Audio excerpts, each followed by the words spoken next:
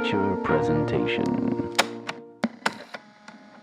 Welcome back to another Untitled movie review. I am one of your hosts, Matt Rohrbeck, alongside he's allergic to tomatoes, but he is tomato meter approved, Eric Marchin. Matt, are you ready to fight at the gates of hell?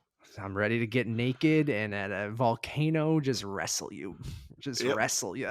Yes, What's with up? the same body types as both Alexander Yes, we Skarsgård both, and yeah. Claes Bang. You and I would look exactly the same. Absolutely. You know, would be a much different silhouette. Today we are reviewing Robert Eggers' The Northman, starring Alexander Skarsgård, Nicole Kidman, Clay Bang, Anya Taylor-Joy, Ethan Hawke, Björk, Willem Dafoe, and more. Eric, how you doing? I'm good, Matt. It's going to be fun talking about this movie because I know that you're not necessarily the biggest Robert Eggers fan, but it is always Really like fascinating. him, but I'll get into it. Keep going. Sorry. Yeah, it's just interesting to talk about somebody who, with 3 movies so far, who is so focused on authenticity and detail, and then also making something that's very weird, but also being period specific. And in the case of The Northman, being this 10th century Viking epic that's a revenge movie that is also very much, Shakespeare took elements from a Viking story. Yeah. I think it was from the 12th century and it was Danish and it became Hamlet. I mean, even the character's name, Amleth, is an anagram for Hamlet. And so with this, I feel like, everything you've heard about this story, because there's been a lot of conversation about, this $90 million esoteric art film, directed by the guy who did The Witch and The Lighthouse, making this movie for a major studio, even though it's a subsidiary of Focus Features of It's Universal. still Universal. Yeah. Yeah, and having to do reshoots and shooting it during the time of COVID, and then kind of being in the editing process and going through tons of notes from the studio to streamline the movie and make it more accessible. And I think one of the things that is most interesting to talk about is how simplistic the plot actually is. It's not, there's not a lot there. Like, there's more, I think, in There's not, Eric. There's not at all. no, there's more in The Witch and The Lighthouse in terms of the story and the dynamic, and with a Puritan family in the kind of pre-Salem era, witch trials, and then with, these wickies, these lighthouse keepers, in terms of like a two-hander. It's just literally, a prince. His father is murdered by his uncle. He goes kind of and becomes a berserker, and then remembers that he has to avenge his father, which he promised to do as a child. Oh, we And know. that's He his says fate. it enough. Yeah. Oh yeah. I mean, but that I find is interesting, that Yeah. that is truly the main plot or course of the film. And there is a little bit of sort of, a sidestepping there, and kind of moving aside a little bit, where, he begins a relationship with Anya Taylor-Joy's clairvoyant character, who is also a slave, and sort of the relationship between his mother, played by Nicole Kidman. Both Alexander Skarsgård and Nicole Kidman played a couple before in Big Little Lies, which is also really fascinating. But yeah, There's a little Easter egg for those people in this movie. well, it's also just interesting thinking that Björk, Alexander Skarsgård, and Nicole Kidman have all worked with Lars von Trier as well. And Sean, the co-writer of this, the Icelandic poet and author, also co-wrote the song "Dancer in the Dark" that got nominated at the Oscars the year that Björk wore that swan dress. Right. So there's a lot there in terms of just like film history of Nordic and Scandinavian history and what have you. But yeah, it's mostly the filmmaking that is worth discussing than anything else. I think that this movie does what The Revenant was trying to do, in a lot of ways, in terms of like kind of being this violent revenge tale, but it does so in a manner that feels a little bit more just focused. I felt that the Revenant kind of, I mean, the Northman can get up its own ass and it is pretentious in its own way, but I feel like the Revenant was, Alejandro Gonzalez Inarritu getting high on his own supply after winning all those awards for Birdman and doing this revenge epic with DiCaprio, where here it's like, it's just kind of, a straightforward plot from A to B. And, again, some interesting delineages on the way. So Yeah, and I don't disagree with that. And you kind of alluded to it, and I tweeted it out. And Robert Eggers is just one of those guys that I want to like. And no matter what he makes, I will always be intrigued or interested by it, because I feel like now it's 3 for 3 with movies that, from a technical standpoint and from a production standpoint, I can completely get behind and I can kind of applaud them. I go, they're meticulously made. I feel like the attention to detail, to the period, to the performances, to every aspect of the technical side of things. I think he is, one of the best working. But there's this weird disconnect I have in every single movie of his that I watch, that by the end of it, I just am indifferent, and there was nothing in the movie that really got its hooks into me that made me care about any of it. And now I'm 3 for 3 with that. And I think I like The Lighthouse the most, because the technical side of The Lighthouse, I think I'm most intrigued by, with the mono sound and the 4:3 cinematography and the black and white, and just like the look and feel and the weirdness of that movie I like more than the weirdness in this movie. But The Northman, I think a lot of my issues are kind of what you were saying, where I'm a very plot driven guy. Like the filmmaking, obviously I care deeply about that, and that can kind of elevate certain movies with, generic plots or no plot, or, a bad plot, to make them kind of enjoyable. But like, there was something about this that was so simple, and it just bored me throughout the entire thing. And I was just like, I sat there stone faced, and I never cared about this guy, or his revenge plot. And I just was like, okay, technically it's loud, it's fucking intense, it's weird, but like, it's burly. it's very broy at times. And I'm just like, I didn't think that he had great chemistry with Anya Taylor-Joy. Like, I love her, but like, there was nothing there for me.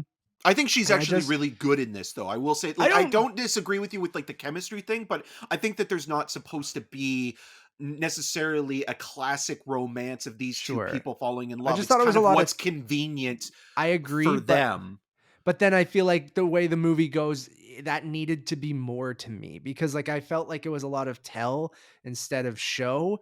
And by the end of it, again, I needed to be invested in these characters. And even from the bat of like some of the brutality that, and I know it's of the time, and I know that's what he would have gotten into when he joins this kind of, this other crew of guys who rape and pillage, Berserkers. berserkers that rape and Yeah. pillage like a village and stuff like that. Like, right off the bat, I'm like, ooh, I know this is period accurate and everything, but I'm like, I cannot, and I'm not saying your lead character needs to be a good guy either, right? Like, that's never needs to be the case, but I needed something to get my hooks in to make me care. And throughout the whole thing, I was like, wow, he got there really quickly to the point where he needed to be. And I'm like, we have like fucking an hour and 45 minutes left in this movie. I'm like, what are they gonna do? And then by the end of it, I'm like, all right, buddy, let's fucking speed this shit up. Let's get to where you're going. I'm like, if you're this fucking, just do it. And anyways, I'm just like, That was the original tagline. Just do it. I'm like, Jesus Christ. I'm like, just get it over with, bro. And like, I just felt like there was a lot of added stuff just to add style and brutality to the movie, that I felt like really felt its length by the end of it, because I felt like it was all excessive. But that being said, I didn't hate the movie. You Like, I respected it thought more than you liked it. yes, and I thought it was perfectly fine by the end of it. I thought the filmmaking was really well done, the plot to be kind of simple and just kind of generic, and then the performance to be, intense but one note. And that's kind of just how I felt. And I just felt like now I'm 3 for 3 for Robert Eggers movies, where I'm like, I will go for the filmmaking and see what kind of weird shit he throws in, but like I don't know if I'm going to ultimately like really enjoy it. And I want to really enjoy one of his movies, and maybe one will click. And you know me, like there's a lot of things that even going from, I review movies like I love movies. I try to take it from an angle of like Like maybe Vin not from Diesel, the movies. yeah, and I'm just like it's just a very me thing too of like he loves period pieces, right? Like a Yeah. different period he loves tackling. A lot of the times something in my idiot brain I just cannot connect with certain time periods, and I just There needs to be immediately a cell phone in there like I somewhere. don't know what it is, but like Vikings or fucking, medieval shit, I'm like I never care.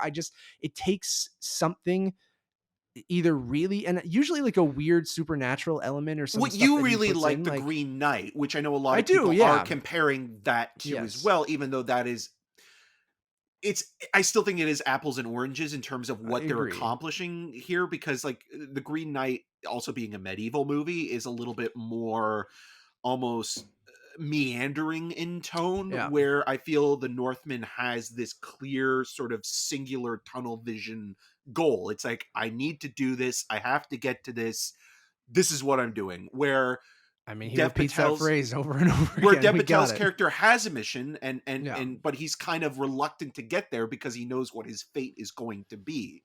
And so it's Mhm. kind of like this weird Shaggy Dog story, And I but it's like that also a movie's more very playful to weird me movie. too, in a weirder way. That's why Yeah. I vibe with that movie a bit more. But there are elements that I liked. I mean, I love Willem Dafoe and everything, and I think he's great in Robert Eggers movies. So like I think that in this he's fucking awesome. If you want to see him bark like a dog, this is the movie Um for you. a lot of the action sequences I found, I think that final fight is quite good. I think it's the best thing in the movie, but I found a lot of the other stuff to be, and I'll let you speak because I know you did Yeah, yeah, really no, like I the know. movie, but like I'll let you go last so people remember you liking it. But I felt a lot of the choreography and action sequences to be kind of clunky in the sense where they're very intense because there's a lot of screaming and a lot of blood and like not even blood in a gory way that's like disgusting, but just the intensity is there throughout. But then The I felt sound like design the sound specifically. design, I saw it at Lightbox, and I did thank you for bringing that up. I thought the sound design was fantastic, and the music is great, but like the action sequences themselves, I felt like because he wanted to keep Skarsgård and the other people like and not use maybe a lot of stuntmen and stuff. Maybe the no name people around him were stuntmen, but like I found it to be very choreographed in the sense of like they were moving slower than they should, and that they would wait at points, and it felt clunky in the way that like someone was waiting for the person to do their next move, and it just felt like this weird clunky dance instead of this brutal intense fight sequence at a lot of the times. And I think the last fight, because the way it's done in like shadows and in this volcanic background, I think it kind of helped it. But the stuff that is in daylight where they're fighting in these villages or at like a cricket ball sporting event thing, and like Which has to be the I most violent game of cricket oh I've yeah, ever seen. yeah, and like it's not even cricket, it's like racquetball It almost or almost something like reminded me a that, little but bit of like rugby too, a little bit, like yeah. with like the way that they're going Yeah, back because and they can forth. actually grab the ball, but they have these Yeah. big paddles. And that's cool. I like that. But like I just felt some of the action was really clunky as well, to the point where it was distracting to me. And like it's certain things like that that kind of took me out of it. And then with that very simple plot, I just needed a little bit more to kind of get invested in the characters. And I just felt like, okay, it's a revenge story I've seen a bazillion times in a time period that I don't really think is that interesting, and then a character that I'm like, I can't really get behind you because I know something shitty happened to you, and then you kind of did a bunch of shitty things, so I'm like, I'm not really cheering for you, and I don't have to be cheering for you, but I need something to be like to invest me in this story. And I felt like I never quite got that. And then I'll let you go in 2 seconds. I think there is a moment when they had a chance to do that, and there's some plot stuff that is revealed that I think was really interesting. Like there's a really interesting nugget there, which is in Shakespeare stuff. You already referenced it in different things, but like there's a nugget of the daddy issues stuff that I felt like they could have gone somewhere with. And then it kind of just goes back to the very basic revenge kind of thing, and it just lost me again. And so I'm kind of torn and in the middle. Like, I don't think it's a bad movie. I probably sound more negative on it than I actually am. Like, I think most people, if you vibe with this time period and you're just looking for like a brutal action movie, like, I think you're probably going to enjoy it. It's just that's those are the reasons why it kind of lost me throughout, even though I don't think it's a bad movie. I just not for me. Right. Which is fair. I mean, like I like the movie quite a bit, and I think the strongest aspect of this film are the visuals, and you know, they shot it mostly in Northern Ireland. Um and I think that they make really good use of the locations that they were using, a lot of which takes place on the Claes Bang's character's farm in that second to third act. But there are things within the world that are this balance of, you know, the supernatural and sort of the kind of day-to-day life of man coexisting with, you know, mysticism and things like that, that I also think is really well done. But at the same time, I don't think necessarily the Northman is the definitive Viking movie either. I think The Witch and the Northman I really love, partly because of the authenticity and the aesthetic, and the, even though, you know, they're in dialects that you might not be able to get word for word, you can understand what is being conveyed in kind of a Yeah. very broad text. I think what also I was surprised with most when I mentioned kind of how simplistic the plot was, and I didn't mean that as a negative, but I found more Conan the Barbarian, John Milius, Hmm. you know, 80s fantasy action adventure in That's this fair. than I was expecting. Like, even the one chapter where he goes to get the Nightblade and it talks about, like, oh, the Nightblade needs to drink. Like, I love that kind of stuff where it's almost I will weirdly say that was pretty anachronistic. cool. Yeah, yeah. Yeah, When he and goes in and like, has to fight that thing, it felt like a or video game. how he can only use it at night, and like when the moon is out. Like, I love that kind of stuff with like the I agree with you there. rules. That is cool. And And that's what quickly to reminds me the jump on most of that, Crawl and or Dark something like Souls for that. me, like, or Yeah. Elden Ring that recently came out, video game references for people. Like that one fight where he has to get that sword. I'm like, this feels like, and I don't even play Dark Souls and stuff, but I watch a lot of it on Twitch and stuff because it's just too much for me. But like, it reminded me of a boss fight from like a really tough video game. But keep going here.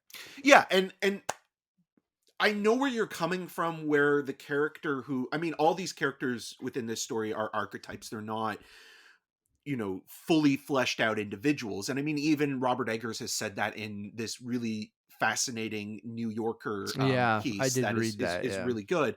But what I like about that character, what I like about Amleth, is that there were two, you know, routes that his life could have, or paths that his life could have gone. One, becoming a stuck-up heir to this, you know, kingdom, Hmm. and then possibly even being kicked out of Norway, because Claes Bang's character is kicked out of Norway, and then they go and settle on Yeah. this farmland.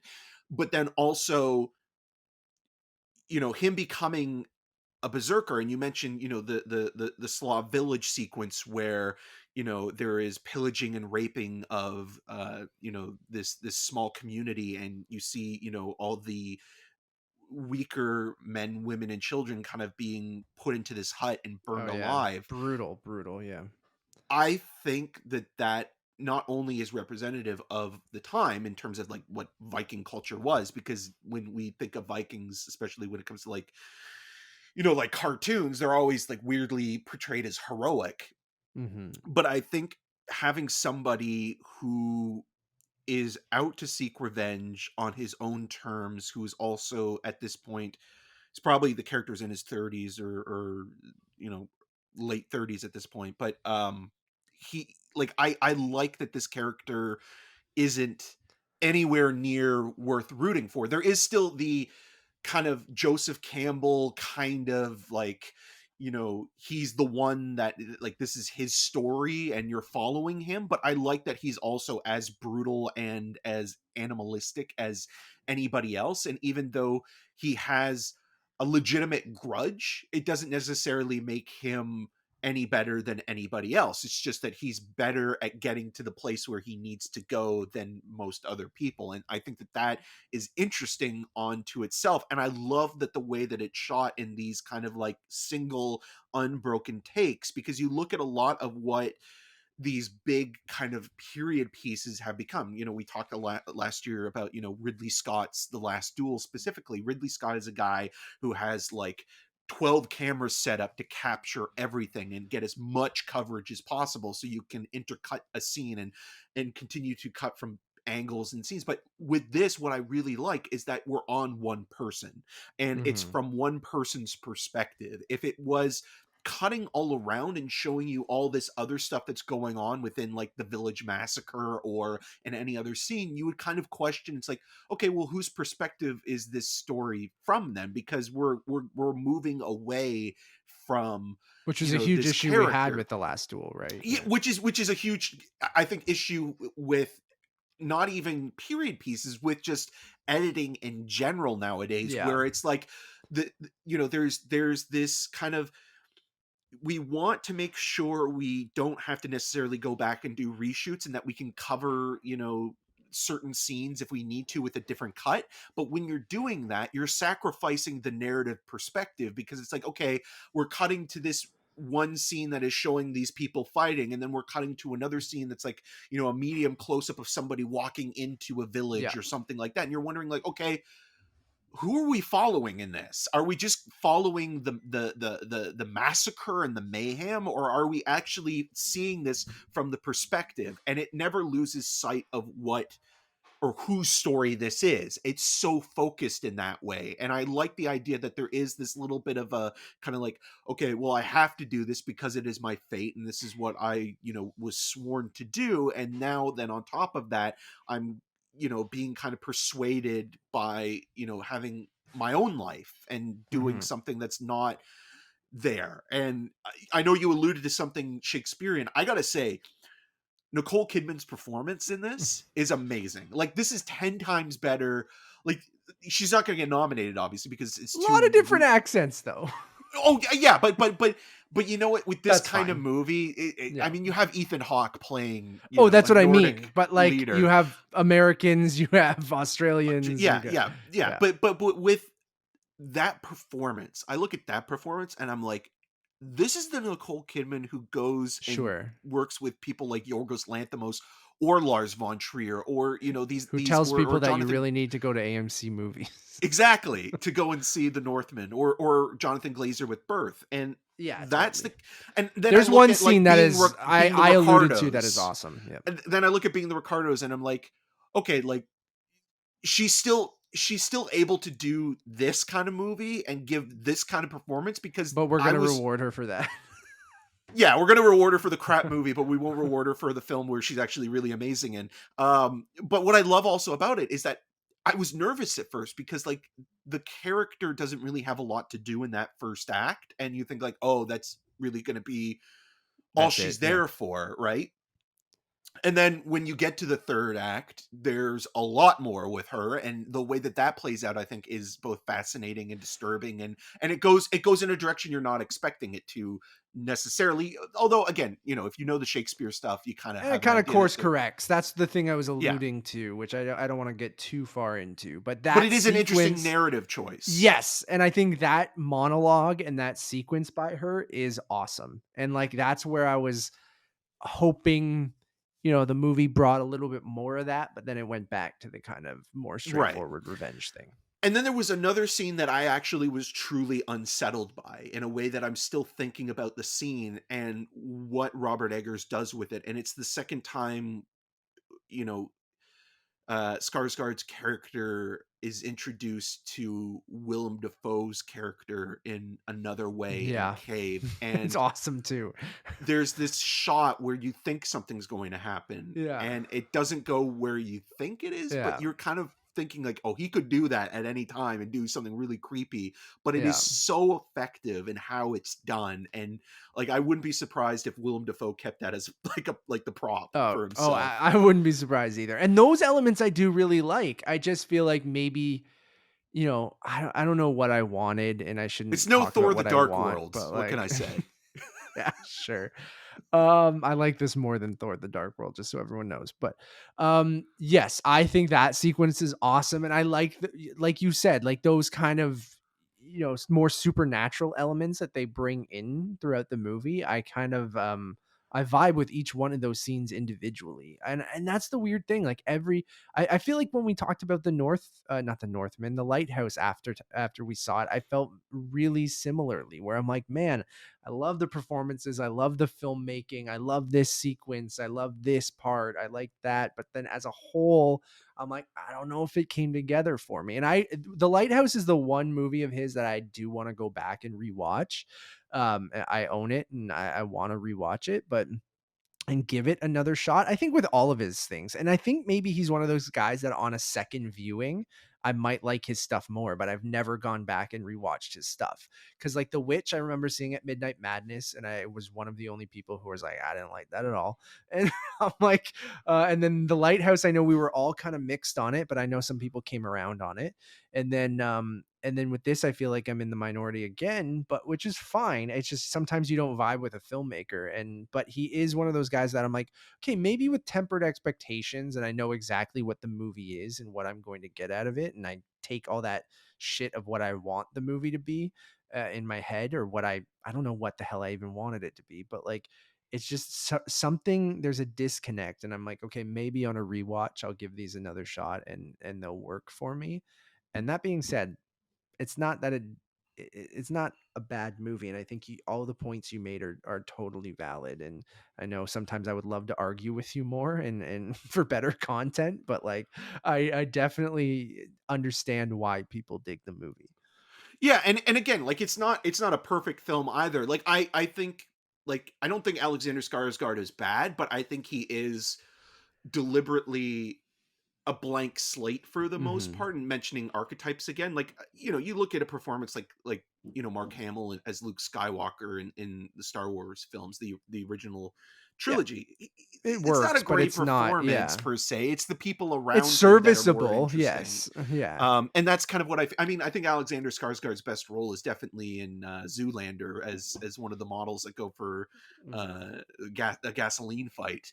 Um, but in terms of like I think he's an interesting guy in that he's picking stuff that is really kind of outside of the his kind of like almost traditional good looks and what have you, and like he's going for things that are outside of the box, whether it be in something like Jeremy Saulnier's Hold the Dark, or even in I love a Hold the Dark. comedy like Long Shot, where he plays the Canadian prime minister. Like he tries to do something a little bit off center, and I respect it, even though I don't think he necessarily registers, but he works in this role as just kind of like a physically imposing Yeah.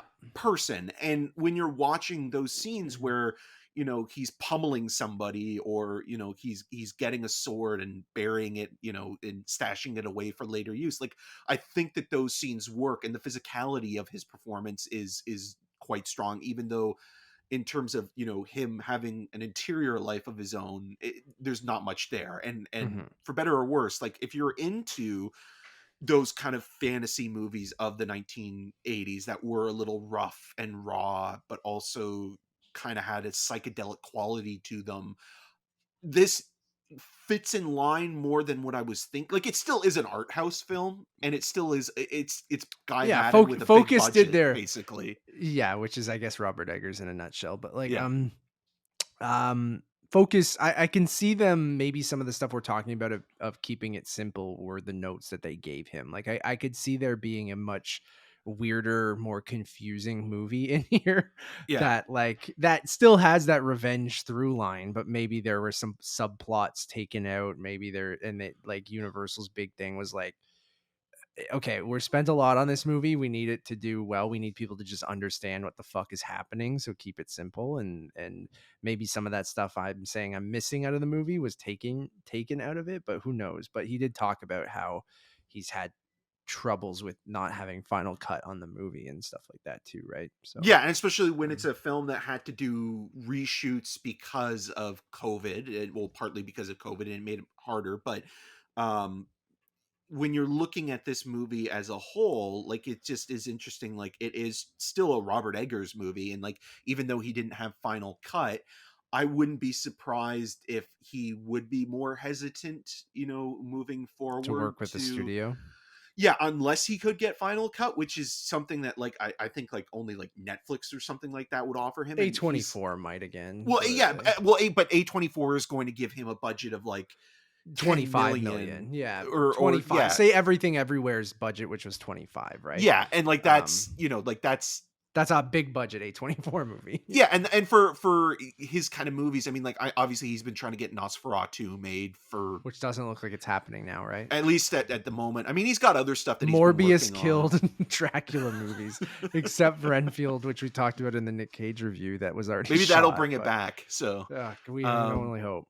but yeah, I think overall, like, it's just a really solid art house movie with a blockbuster budget, and like, I think that's like, I'm all for that. Yeah, I hope we get more of those. But if something like this stumbles a bit, then we're not going to get more of those. Well, it did better. It's weird because it did better than what people were projecting it to do, but it's still not going to make money. Like, it's still not a film that it's like, I think after the first weekend, when people kind of get wind, maybe with like, VOD and streaming sales and all that, it'll be a cult film. Like, I wonder if we'll ever see a director's cut of the movie. And I don't. Well, he said no. He said no. He's already said that this is the director's cut. Interesting. That is interesting, because I know he talked about how much he had to fight for the edit, right? So yeah. But some people are like, nah, fuck it. This is the movie I put out. That's the movie I put out. I'm not fucking doing my other version, and you guys can. I'm not going back to this again. Yeah, which is totally fair. I'm going to give the movie a 3 out of 5. You might be going, Matt, you sounded way more negative than that. But I'm like, again, when you just take it at its most basic form, I'm like, it's totally fine.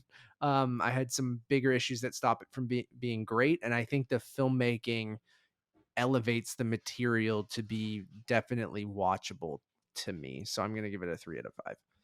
I'm going to give it a 4 out of 5. I did quite enjoy it. I think that, again, its strength is in the visual components, specifically in the cinematography and in the editing and how it's kind of assembled. But I was also taken by surprise in a good way by how simplistic the narrative was as well, and marrying both kind of Eggers's, obsessive compulsive interest in, the past, but also marrying that well with kind of a more traditional plot. Awesome. Thank you all for listening or watching. We really, really do appreciate it. Like I just mentioned, we have a review out for The Unbearable Weight of Massive Talent, which you guys should check out, as well as reviews for Everything Everywhere All at Once, The Lost City, X, Morbius, The Bubble, Apollo 10.5, Sonic the Hedgehog 2. So tons and tons of stuff for you guys to check out on the reviews channel.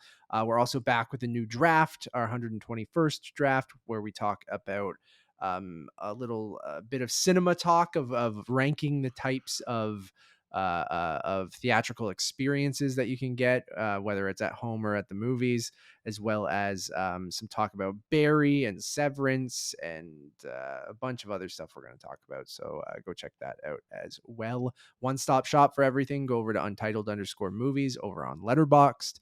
And as always, my name is Matt Rohrbeck. You can find more of my work around the internet, but mostly at UntitledMoviePodcast.com. And you can follow me on all those social medias at Matt Rohrbeck.